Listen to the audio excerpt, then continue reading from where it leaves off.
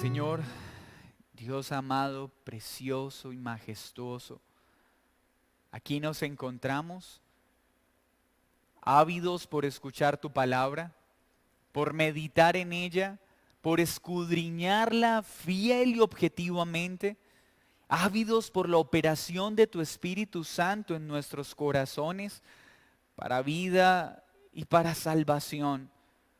Aquí estamos, Señor, recurriendo a tu Santo Espíritu para que hoy opere en cada corazón, que cada persona que hoy escuche tu palabra, Señor, sea avivado, sea animado, sea instruido, sea fortalecido en su fe. Aquí estamos, Señor, porque sabemos que tu palabra es el único medio eficaz por el cual nuestra fe crece. Y claro que queremos que nuestra fe crezca por la predicación de tu palabra. Mi Señor, una vez más me rindo delante tuyo para que hables a este tu pueblo.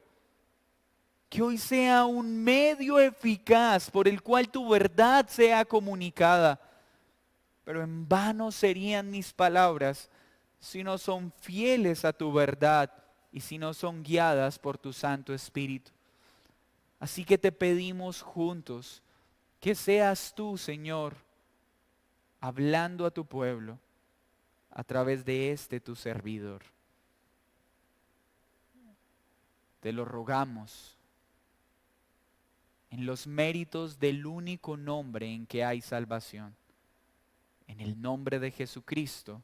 Amén y amén. Muy buenas noches a quienes no había saludado. Seguimos participando juiciosos y muy diligentemente del estudio de Hechos de los Apóstoles. Un estudio que anhelamos pronto pueda llevarse a cabo en la presencia y en la comunión de los hermanos, juntos como un precioso cuerpo alabando al Señor. Pero mientras eso sucede, diligentemente utilizaremos este medio que el Señor ha provisto para estudiar su palabra. Hoy analizaremos Hechos capítulo 5, versículo 28 al 42, teniendo presente que esta parte del estudio de hoy hace parte de una unidad de pensamiento que inició en el versículo 17.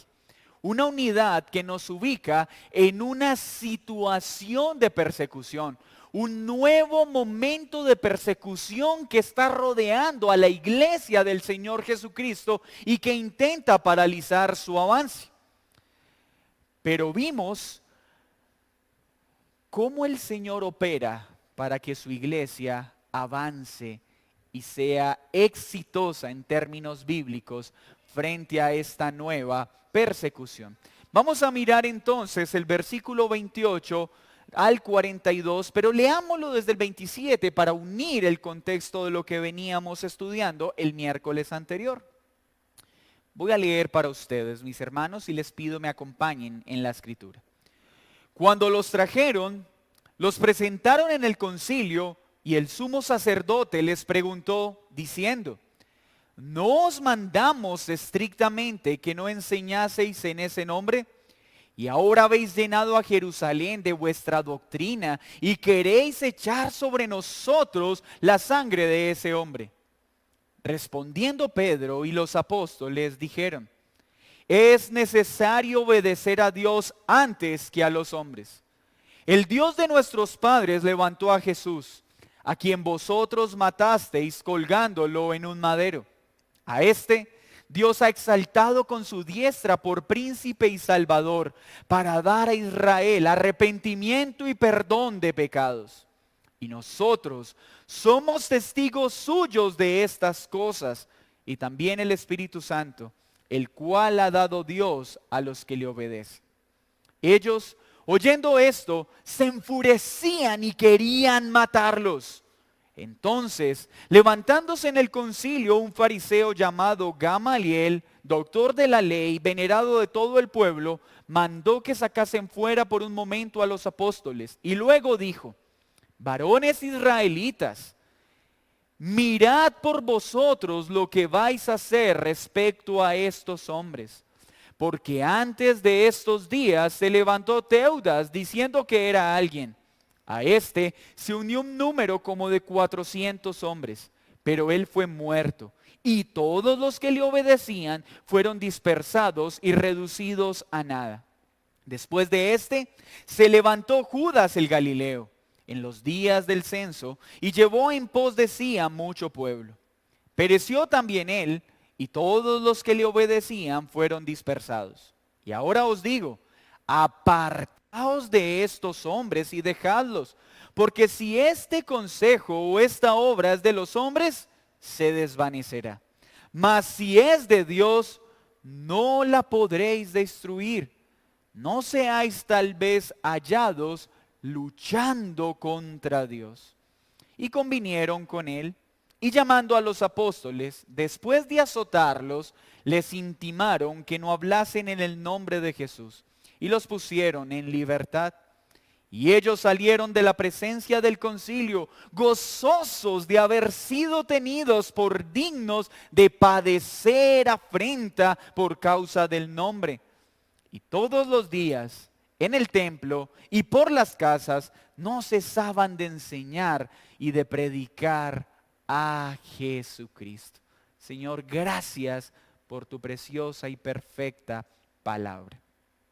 El título de la enseñanza de hoy es una nueva victoria sobre la persecución. Esta unidad de pensamiento inició con una nueva persecución y esta unidad de pensamiento termina con la victoria de la iglesia sobre esta nueva persecución. La iglesia entonces sigue avanzando poderosamente conforme a todas las promesas que Jesucristo hizo y bajo la dotación de poder que le entregó a la iglesia mediante la operación del Espíritu Santo. Hoy nos encontramos entonces en medio de una reunión del Sanedrín, el cual ha llamado a cuentas y ha mandado a traer precio a todos los apóstoles, los cuales, creo, estaban presentes en su totalidad. Y están entonces una vez más en medio de un juicio. Y este Sanedrín hace dos acusaciones. Hoy veremos la respuesta de los apóstoles a la acusación del Sanedrín. Analizaremos la reacción del Sanedrín, pero también terminaremos viendo el éxito del avance del Evangelio y el gozo experimentado por los apóstoles a través del martirio. Veamos entonces el desarrollo de la enseñanza de hoy. Lo primero que sucede entonces es que los apóstoles están enfrente del Sanedrín. Recuerden que unos versículos atrás, Pedro y Juan ya estuvieron cara a cara con el Sanedrín y expusieron su condición de pecado. Pero ahora no solo se encuentran frente a Pedro y Juan, se encuentran muy seguramente frente a todos los apóstoles. ¿Y cuáles son estas dos acusaciones que hace el Sanedrín? Primero, les hacen un llamado. ¿Por qué no obedecieron la orden que les dimos? Les ordenamos que no hablaran en nombre de Jesús. Y ustedes llenaron con sus enseñanzas todo Jerusalén. Recuerden que aprendimos hace 8 días que esas palabras del Sanedrín eran música a los oídos de los apóstoles, porque les estaba anunciando que estaban haciendo muy bien su trabajo y habían cumplido con la comisión que Dios les entregó, a pesar del peligro que esto conllevaba. Pero segundo, por lo que acusa el Sanedrín a los apóstoles, es porque los están culpando de la sangre de ese tal hombre llamado Jesucristo. Este es el reclamo que hace el Sanedrín. Veamos entonces la respuesta de los apóstoles y de Pedro como vocero. Frente a la primera acusación de por qué no nos obedecen, recuerde que el Sanedrín es la máxima autoridad religiosa de todo Israel. La palabra de ellos, se supone, estaba acompañada por la voluntad perfecta del Dios a quien decían servir. Pero por la forma de proceder del Sanedrín, hemos aprendido que ellos no servían a Dios, sino a los apetitos de su carne y a sus deseos pecaminosos. Pedro y Juan ya habían respondido una vez a esta misma pregunta. Nos es necesario obedecer a Dios antes que a los hombres. ¿Recuerdan? Cuando se les ordenó que no predicaran el evangelio. Esta vez la respuesta es la misma, de forma contundente, respetuosa y certera. Los apóstoles dicen, nos es necesario obedecer a Dios antes que a los hombres. Cuando una autoridad, mis queridos hermanos, nos solicita hacer algo contrario a la palabra de Dios, aunque todas las autoridades son puestas por Dios, nos es necesario obedecer a Dios antes que a aquellos designios o órdenes emitidos por las demás autoridades. También, si una autoridad nos pide hacer algo que Dios prohíbe o es contrario a la voluntad clara expuesta por el Señor, nos es necesario obedecer a Dios antes que a los hombres, sin importar las consecuencias. Y es lo que están haciendo los apóstoles. Están respondiendo contundentemente, no obedeceremos su mandato, porque nos es necesario obedecer a Dios. Algo que para el Sanedrín se supone también era claro. Se supone que para ellos era una prioridad obedecer a Dios antes que a los hombres. Pero mire también la sabiduría con la que Dios dotó a Pedro. Este que antes era impulsivo, ahora se dirige con un tacto claro, pero con una firmeza contundente. No habla de una forma agresiva o soberbia, asumiendo una autoridad que no le compete, pero no habla con miedo y pasividad. Es claro en la verdad que presenta, pero es respetuoso y amable en la forma en que presenta esta verdad. Y utiliza una expresión, el Dios de nuestros padres. Para nosotros, esta expresión puede ser un poco común o carecer de un significado importante, pero para el Sanedrín no. El Sanedrín sabía que esta afirmación, el Dios de nuestros padres, era muy común en el Antiguo Testamento. Esta afirmación se refiere a las palabras utilizadas por Moisés, a quien Dios dijo que se dirigiera a los israelitas en Egipto con las siguientes palabras: el Dios de vuestros padres, el Dios de Abraham, de Isaac y de Jacob me ha enviado a vosotros. Éxodo 3:15.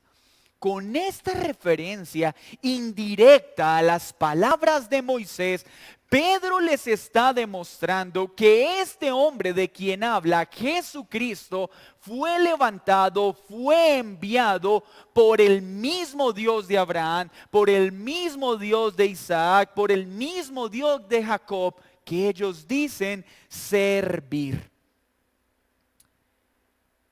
En esta acusación, ellos también les reclaman, ¿por qué nos llaman asesinos? ¿Por qué dicen que la sangre de este hombre ha recaído sobre nosotros?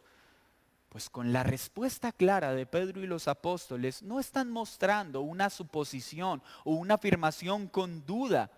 Más bien están confirmando y reiterando lo que Pedro y Juan ya habían dicho antes. Les están diciendo, no una suposición, sino una afirmación. Ustedes son los responsables de la muerte de Jesucristo. Ustedes son sus asesinos. Y no asesinaron a un hombre cualquiera. Asesinaron al Mesías que fue levantado por el Dios de nuestros padres para salvar a los pecadores, aquel que fue escogido para perdonar su pueblo de los pecados. Ustedes vilmente lo asesinaron, pero este que ustedes entregaron es príncipe con poder y autoridad para perdonar y salvar. Ustedes lo asesinaron vilmente, llevándolo a una cruz, levantándolo en un madero. Con esto querían tratar de mostrarle a los hombres que en él no había divinidad. Mis hermanos, la razón por la que el Sanedrín llevó a Cristo a ser colgado en un madero es porque la ley afirmaba que todo aquel que es colgado en un madero es maldito.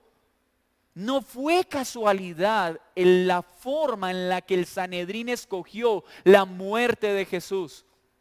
Pero no olvidemos que cada acción aún de los enemigos del pueblo de Dios y de Dios mismo siempre terminarán operando de manera perfecta en el plan soberano de Dios. Y aunque ellos pecaron, estaba establecido que era necesario que un hombre fuera hecho maldición para salvación de un pueblo muy numeroso, el pueblo de Dios. Así que este intento por anular la divinidad de Cristo, haciéndolo ver como maldito a los hombres, no ocasionó la destrucción de Cristo. Por el contrario, el cumplimiento de todo lo que Dios había prometido para salvación de los hombres. Y que ustedes crucificaron, están diciendo los apóstoles al Sanedrín, fue levantado con la mano poderosa de Dios, reina a la diestra de Dios Todopoderoso y es el único que puede salvar, porque es el único que tiene poder y potestad para perdonar los pecados. Una vez más, hermanos, el Sanedrín está siendo sentado para ser confrontado con su pecado, tratando de enjuiciar a los hijos de Dios. Ahora están siendo enjuiciados por Dios mismo y por la verdad de su evangelio. Queriendo acorralar a los apóstoles, ahora están siendo acorralados por la verdad del evangelio que Dios les está anunciando en boca de los apóstoles. Una escena que se repite. Acá entonces los apóstoles les recuerdan en medio del evangelio predicado que ustedes despreciaron a este Mesías. Ustedes querían un guerrero que se levantara con armas contra Roma y los librara de la opresión de los gobernantes de este mundo. Mas Dios envió lo que la humanidad necesitaba, un príncipe con poder para salvar. ¿Para salvarnos de qué? ¿De la opresión de un gobierno? No, para salvarlos del mal mayor, el pecado. Este vino para llamar a los hombres a arrepentimiento y otorgarles perdón de sus pecados. Mis hermanos, así que los apóstoles están sirviendo de instrumento a la voluntad de Dios. Una vez más Dios le denuncia el pecado al Sanedrín. Una vez más les está dando una oportunidad de arrepentirse al exponerles el evangelio. Los está llamando a que se arrepientan, pues solo Jesús puede absolverlos de ese crimen. ¿Cuál debería ser la respuesta de un numeroso grupo de hombres que dicen servir a Dios y que durante 2 ocasiones Dios les llama a arrepentirse por medio del evangelio? ¿No debería ser venir humillados ante Jesús?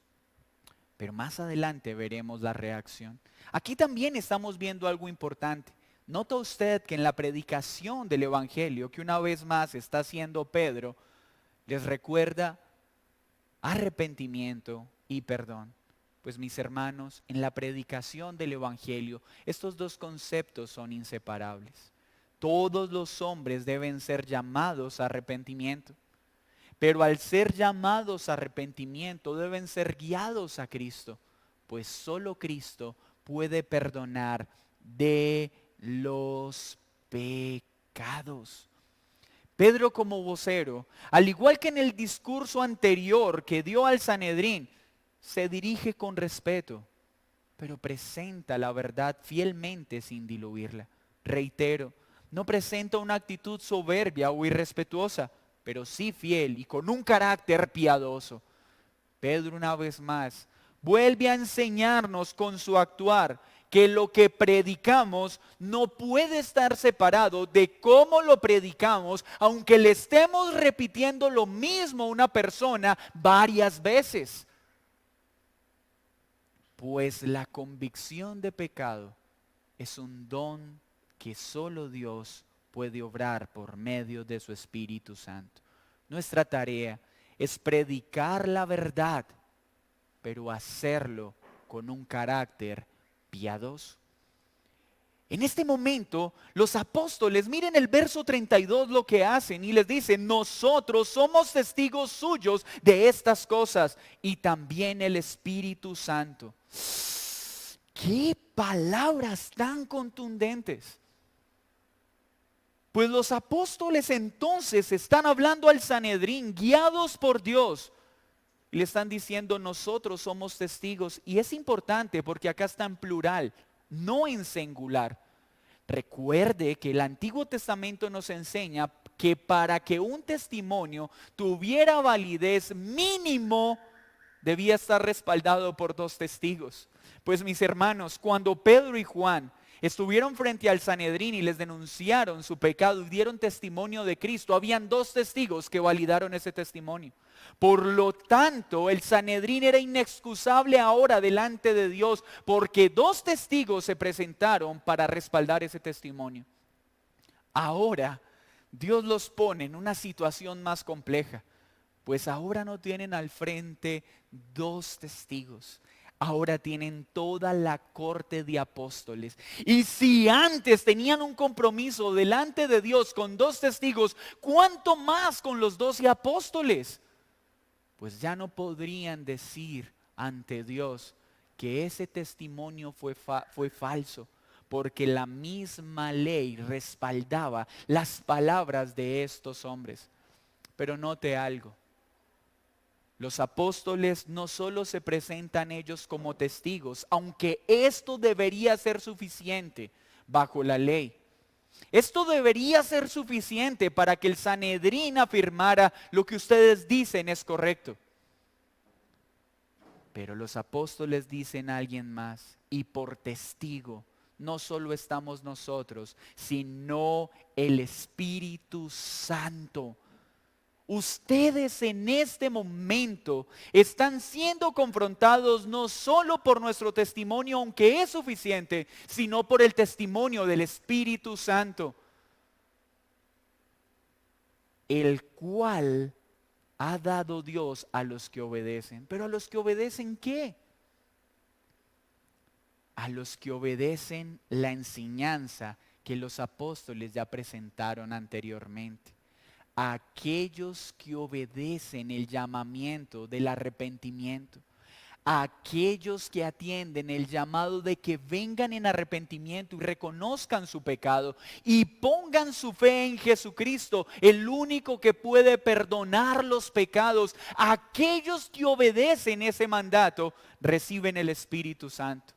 O sea, que los apóstoles implícitamente también le están diciendo al Sanedrín, ustedes no tienen el Espíritu Santo porque no obedecen las palabras de Jesucristo. Una vez más, el Sanedrín se ha puesto el puñal al cuello, pues sus acciones no solo están yendo en contravía de lo que Cristo enseñó, sino de la misma ley que ellos predican. Pues ante una nube tan grande de testigos, se resisten a creer el testimonio recibido. ¿Y cómo sabemos que se resisten? Vean conmigo la reacción del Sanedrín. ¿Qué hicieron? Nos cuenta Lucas que la reacción del Sanedrín fue, se enfurecieron y querían matarlos. Qué dolor leer esta verdad. Qué asombroso ver que los hombres más respetables de Israel, con la mayor responsabilidad espiritual delante del pueblo, fueron llamados 2 veces a arrepentimiento. Aunque Dios no estaba en la obligación de hacerlo, lo hizo. Los llamó a arrepentirse, primero con 2 y ahora con una corte de testigos. Y aún así, en lugar de arrepentirse e ir a Cristo por perdón, se enfurecieron y querían matarlo. ¿Qué actuar tan triste el del Sanedrín? Tal vez tú piensas, yo no haría eso. Pues déjame decirte que sin la operación de Dios en nuestra vida, tú y yo hubiéramos hecho parte de esos hombres a quienes una y otra vez se les predicó el Evangelio y una y otra vez lo despreciaron.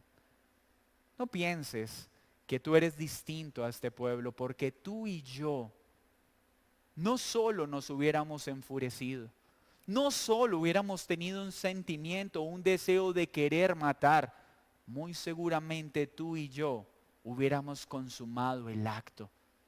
Pero Dios tuvo misericordia. Y miremos lo que sucedió con estos hombres. Se enfurecieron. Querían cometer un homicidio. ¿Y esto por qué? Cuando la verdad del Evangelio es presentada, hay 2 efectos generales: vida al que cree y muerte a quien lo desprecia. Mis hermanos, al igual que los apóstoles, nuestra tarea es poner el Evangelio con altura, con amor y fidelidad al oído de los hombres a quien les hablamos. Pero el único que puede llevar el Evangelio del oído de los hombres al corazón es el Espíritu Santo.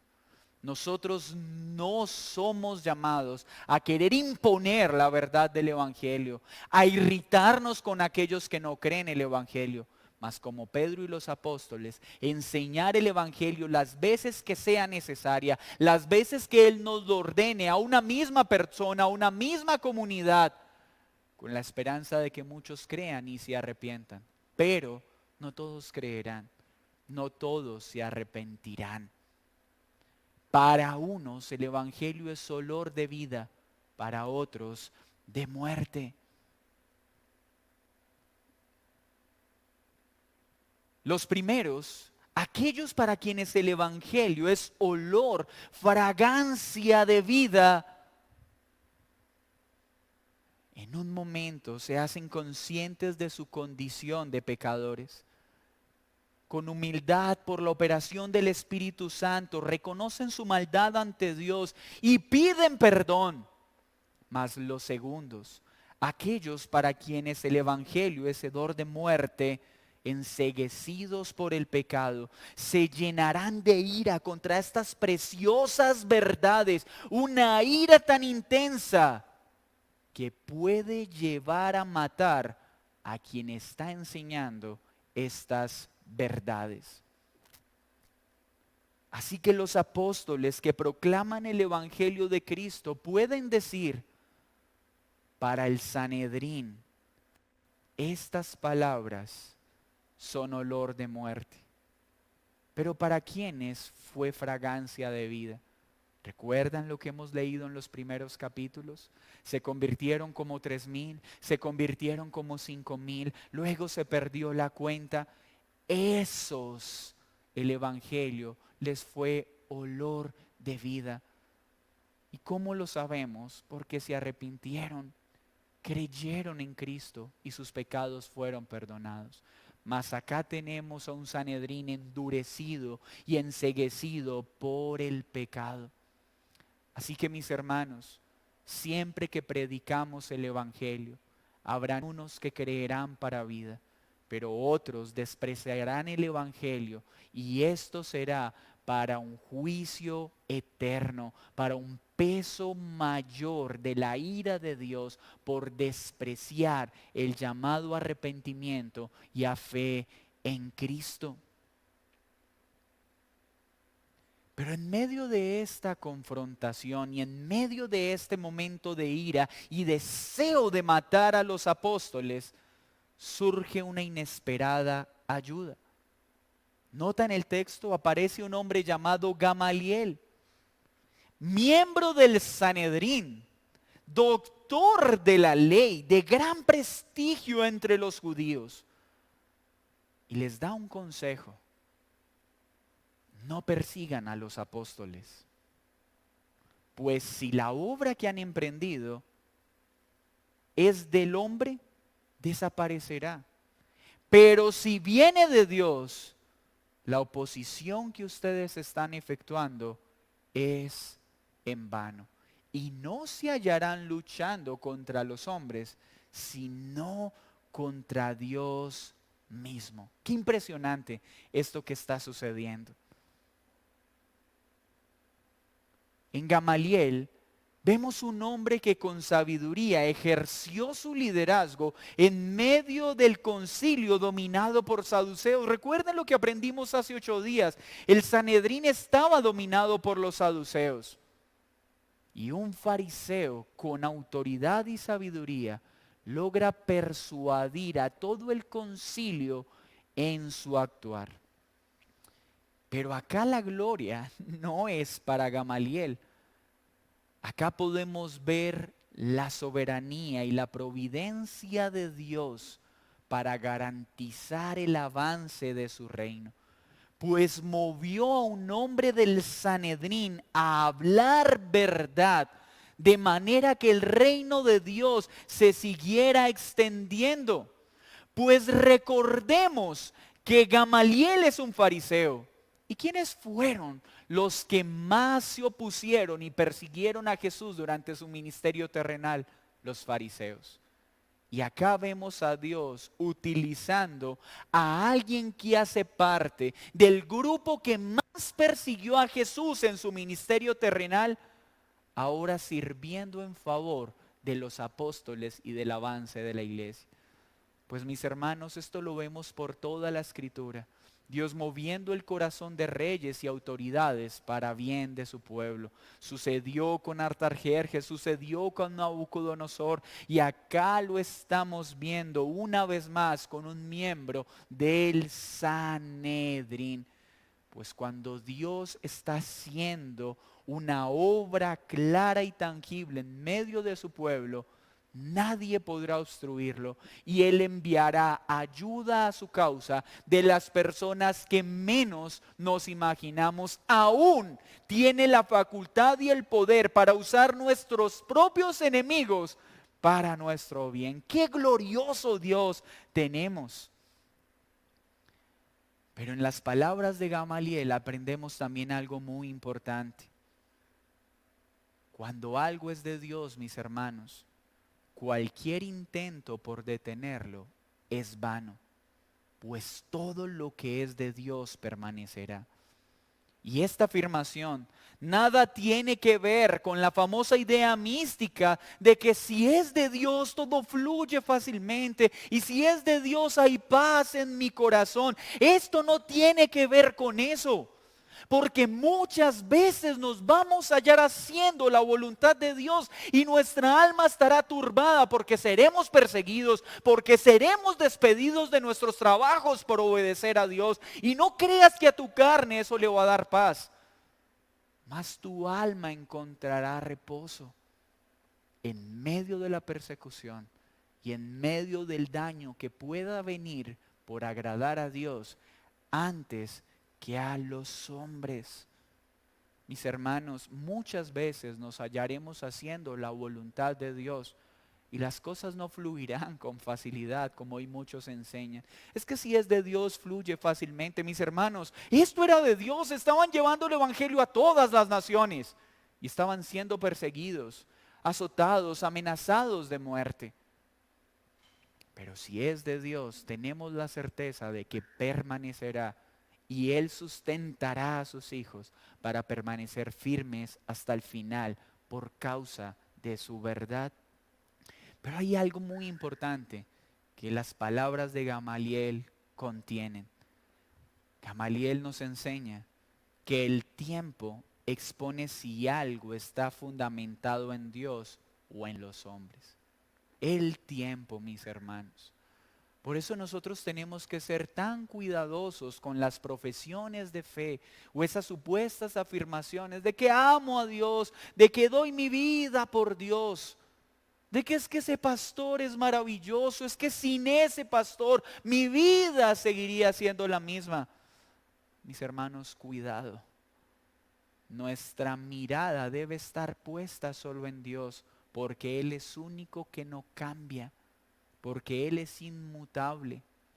Pero el tiempo es el que deja ver el peso de toda profesión y de toda afirmación. Todo movimiento religioso que hoy existe, si es de los hombres, tarde o temprano va a venirse abajo. Hay algunos que parecen que llevan mucho tiempo y parecieran querer aprovechar eso para decir que son de Dios. Pues mis hermanos, todo aquel movimiento religioso que está fundamentado en los pensamientos de los hombres, que no está soportado fielmente por la palabra de Dios, tarde o temprano desaparecerá.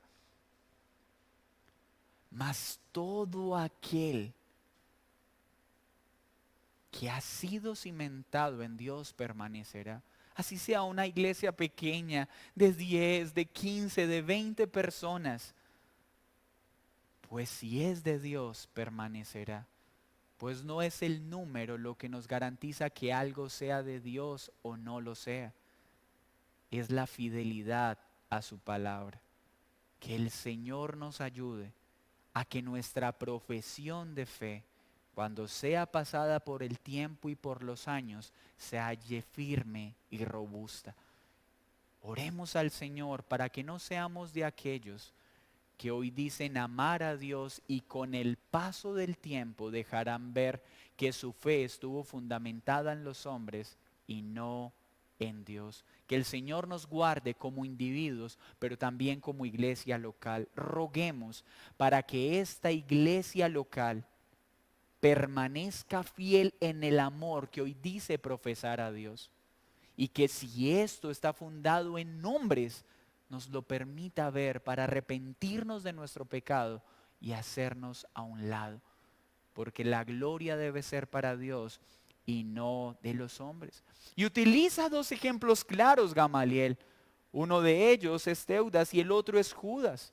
Y utiliza ejemplos tangibles para decir, noten ustedes, se levantó un líder, tuvo seguidores, impactó la vida de muchos, pero cuando éste cayó, los movimientos desaparecieron.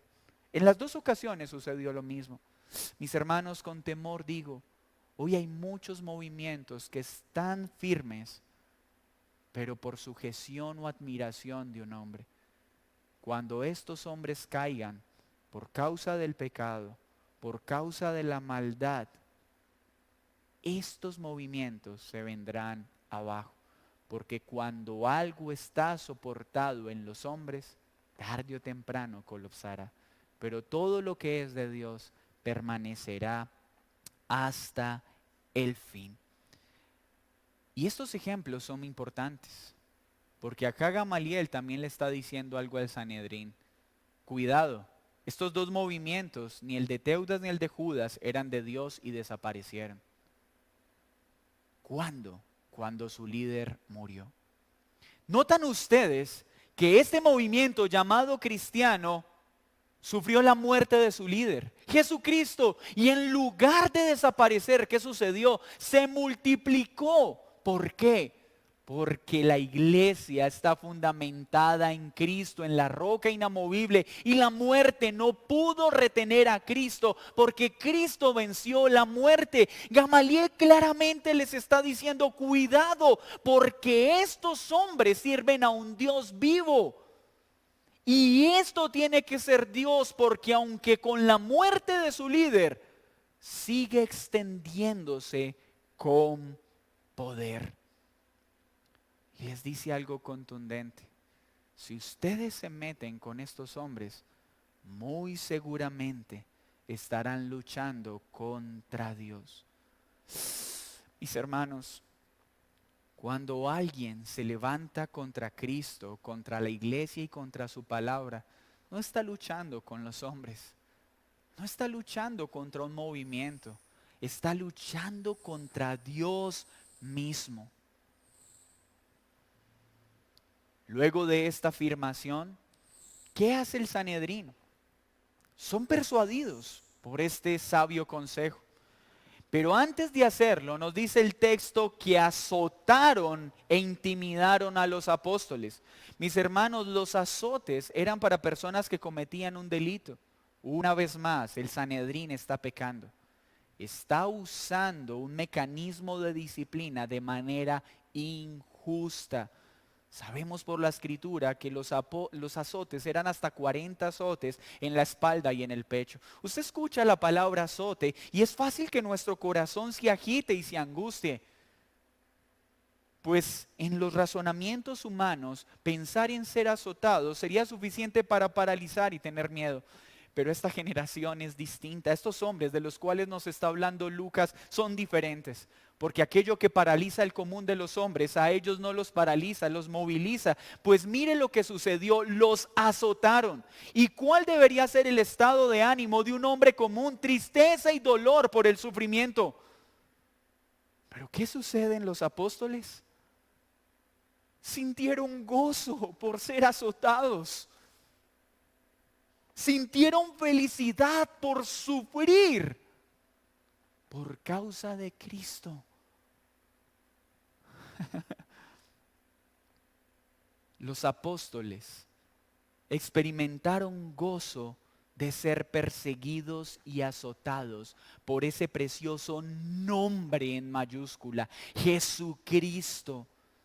¿Y cómo no sentir alegría de ser maltratado por aquel en que hay salvación y perdón de pecados? Si antes de conocerle éramos viles pecadores que merecíamos la muerte, ¿cómo no sufrir con gozo por causa de aquel que nos amó y nos salvó aun cuando merecíamos la muerte?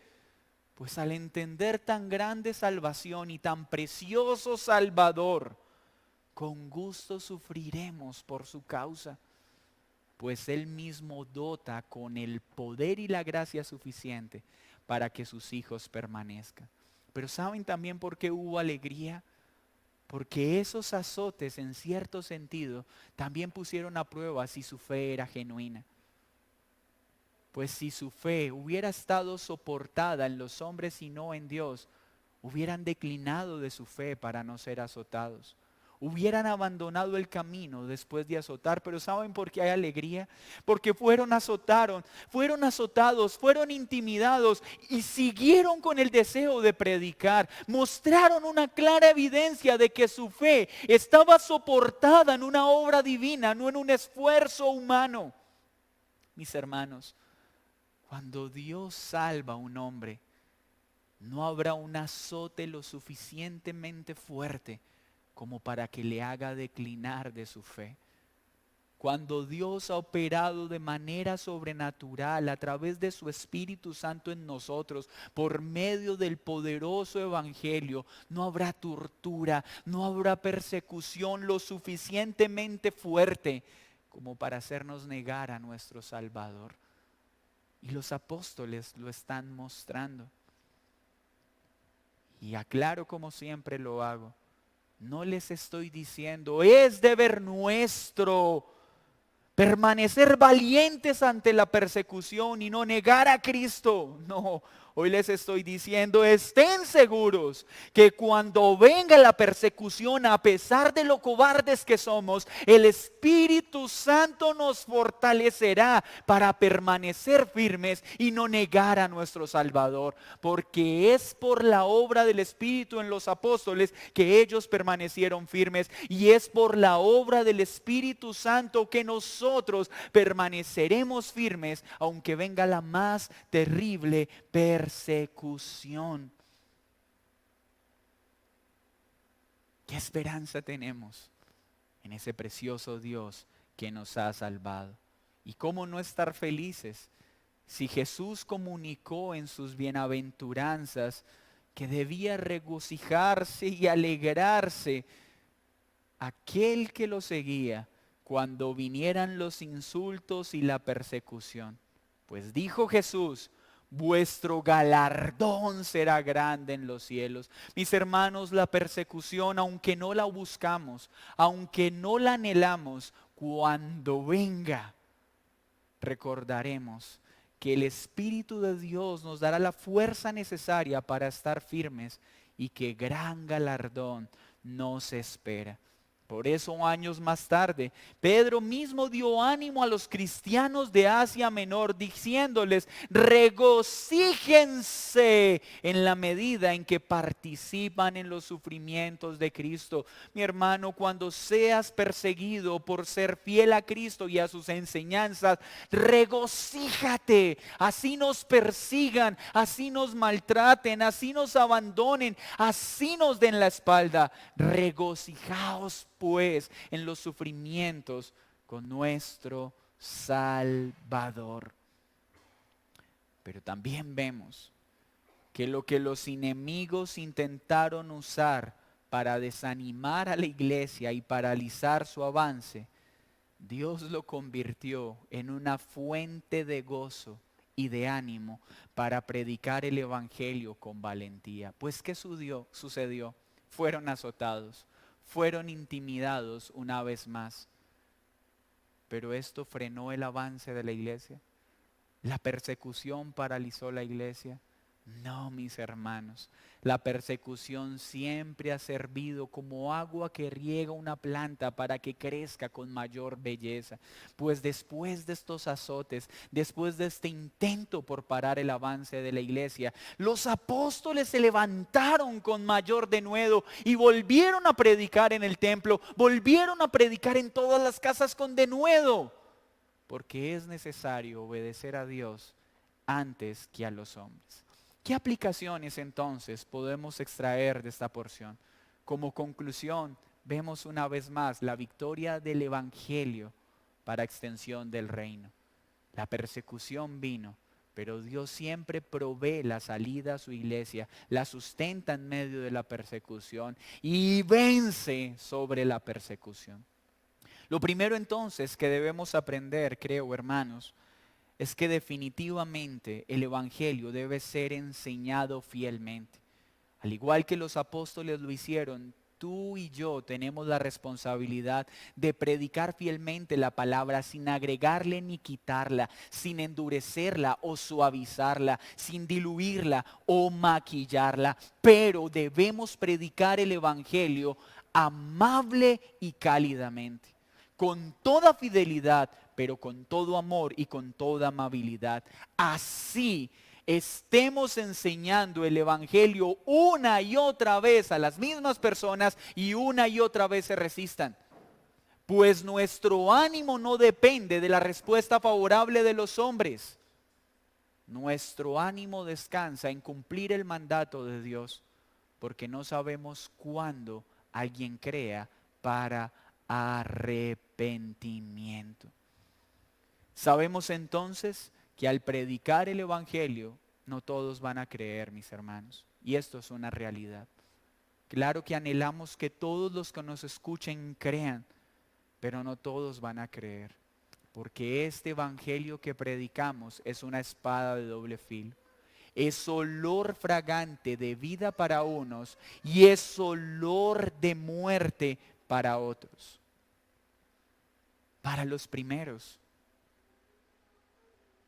sin importar la gravedad de sus pecados, sin importar cuán perverso haya sido su proceder, al escuchar el evangelio, serán compungidos en su corazón, vendrán en arrepentimiento, reconocerán que han pecado y encontrarán en Cristo la única posibilidad de su perdón.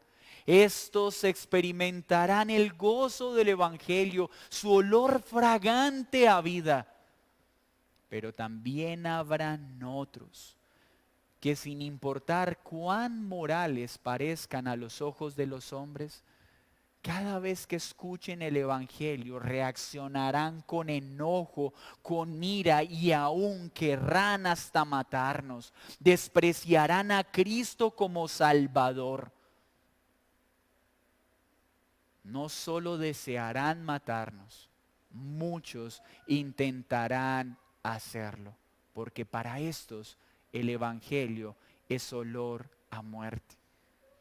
Así que nos alegramos cuando alguien cree, pero no nos sorprendemos cuando alguien nos desprecia o nos ataca, porque unos es para vida y otros es para muerte.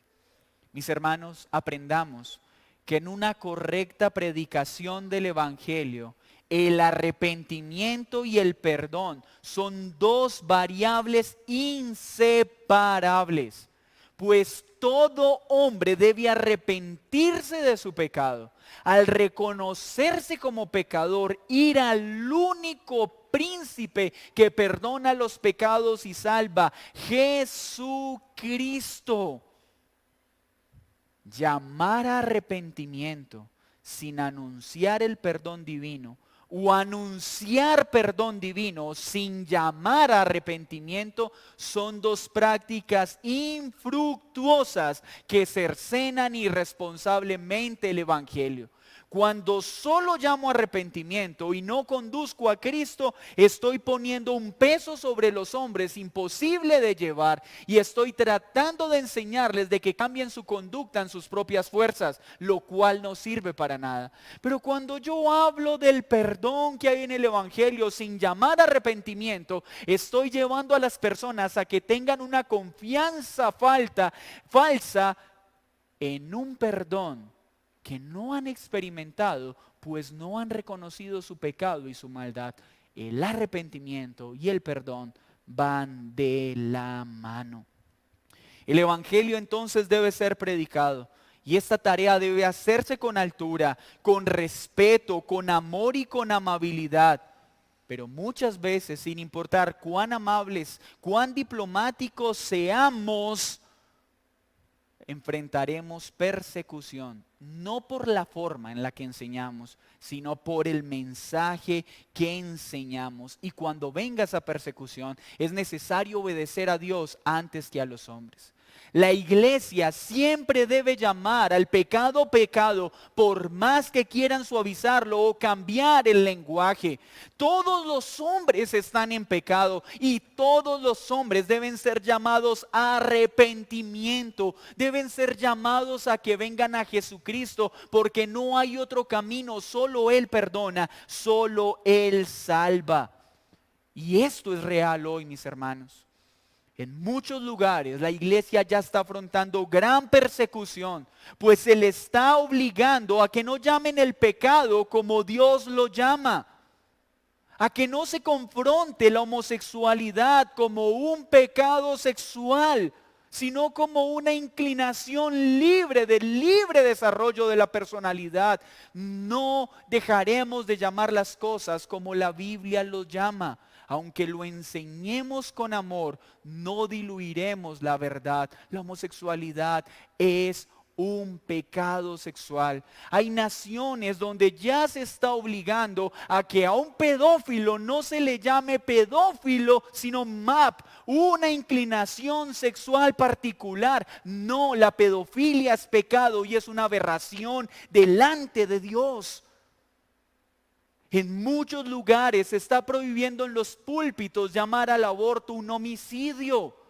Pues aunque las autoridades quieran obligarnos a no expresarnos de esta forma, será necesario obedecer a Dios antes que a los hombres, porque lo que Dios llama homicidio es un homicidio. Y tal vez hoy nosotros podemos hablar de esto libremente, pero en muchas partes del mundo esto da cárcel. Y si mañana somos amenazados con cárcel por decir la verdad, ¿qué haremos? Asumiremos, hermanos, el desafío que se presente. El mundo presenta el feminismo como una filosofía que libera a la mujer, Pues la Biblia nos muestra que esto, en lugar de liberar, esclaviza y daña la dignidad preciosa que Dios le entregó a la mujer. Hoy muchos países promueven una única forma de gobierno que es claramente opuesta a Dios y su palabra. ¿Qué haremos si el día de mañana se quisiera imponer sobre nosotros? Nos es necesario obedecer a Dios antes que a los hombres. Pero cuando esto pase, con la altura que enseñaron Pedro y los apóstoles, nosotros debemos hacerlo. Mis hermanos, al homosexual, al homicida, al adúltero, al fornicario, al ladrón, debemos predicarle el evangelio. Pero la verdad puede ser predicada con amor sin perder fidelidad. Y esa es nuestra tarea. Pues descansamos en que si hemos de ser perseguidos, Dios nos sustentará, y sin importar lo que se levante, sin importar si todos los gobiernos se unen, nadie podrá impedir el avance del reino, pues éste sigue avanzando con poder mediante la predicación del evangelio. Y Dios usará muchos Gamalieles, usará muchos Daríos, usará muchos Nabucodonosor para hacer lo que se ha establecido en su decreto eterno, que el evangelio avance en todas las naciones. Aprendamos por último, mis hermanos, de lo que expresó Gamaliel. El tiempo pondrá a prueba nuestra fe, y que el Señor nos ayude a que a medida que pasan los años, en lugar de que nuestra fe disminuya, aumente. Y que como iglesia, esta sea una iglesia local que permanezca firme de generación en generación. Y esto solo será posible si permanecemos fieles a las enseñanzas de nuestro Señor Jesucristo. El que piense estar firme, mire que no caiga. Guárdenos el Señor de arrogancia espiritual, pues vemos con tristeza muchas iglesias que empezaron muy bien esta carrera y hoy han apostatado de la fe. Que el Señor nos guarde a permanecer firmes, que el Señor nos ayude a cimentar esta iglesia local en la piedra angular que es Jesucristo, para que nunca nos desviemos a derecha ni a izquierda. Hermanos, el evangelio avanza con poder. Y quiero hablarles a aquellos que aún no se identifican como creyentes. Hoy me dijo usted, amigo o amiga que me escucha, la mayor muestra de amor que yo le puedo dar, mi mayor acto de cortesía para con usted, es anunciarle que usted ha pecado contra Dios. Y sé que a su carne le molesta estas palabras. No piense por ello que yo me siento mejor que usted. Yo también soy un pecador. Soy un gran pecador salvo por gracia. Así que este pecador está dirigiéndose a otro pecador para que entienda algo. Has pecado contra Dios. Eso te hace enemigo de Dios. Eso te separa de Dios y tienes que arrepentirte. Tienes que venir a Cristo y reconocer que has pecado. Y sin importar cuán terrible sea tu pecado, Él te perdonará. Por favor, en lugar de enojarte conmigo, entiende que este llamado a que te arrepientas y mi mención hacia ti como pecador no es una agresión, sino una muestra de amor. Arrepiéntete, pecador, porque en Cristo hay perdón. Él es el único que tiene señorío para perdonar tus pecados y salvarte. No hay otro. Ruego en esta noche que el evangelio sea olor fragante para ti. Ruego que seas uno más de las grandes multitudes que en la predicación de Pedro se humillaron a los pies de Jesucristo y reconocieron su pecado. Ruego que no seas como el Sanedrín, que despreció las enseñanzas de Jesús, acogiendo para sí la más terrible condena.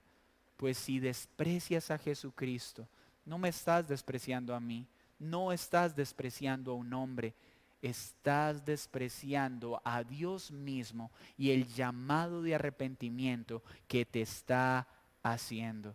Pues Jesús no es un hombre cualquiera, no es un profeta más, es el Rey de Reyes y Señor de Señores. Y tú, querido amigo, que te haces llamar enemigo de los cristianos, que te haces llamar detractor y perseguidor de la iglesia, de Dios y su palabra, que celebras el publicar cosas burlándote de Dios y de su pueblo, déjame decirte que te estás burlando de Dios mismo y te estás enfrentando a Dios mismo. Pero también para ti hay oportunidad de arrepentimiento. Aprovecha este llamado. Ven a Cristo, que sin importar cuántas veces te hayas burlado, Él perdona a pecadores como tú y como yo. Oremos. Señor, gracias. Gracias por esta porción de la